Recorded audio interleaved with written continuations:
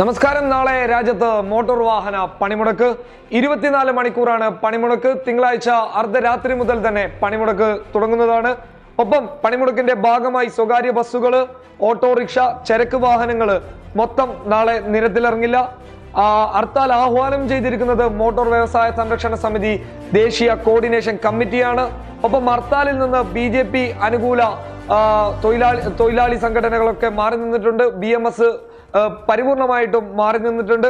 ഒപ്പം ടോമിൻ ജെ തച്ചങ്കരി നടത്തിയ ചർച്ച, KSRTC തൊഴിലാളി സംഘടനകളുമായി നടത്തിയ ചർച്ച പരാജയപ്പെടുകയായിരുന്നു. ഒപ്പം രാജ്യത്ത് നടക്കുന്ന രണ്ടാമത്തെ ഏറ്റവും വലിയ പണിമുടക്കായിട്ടാണ് ഇതിനെ കാണുന്നുള്ളത്.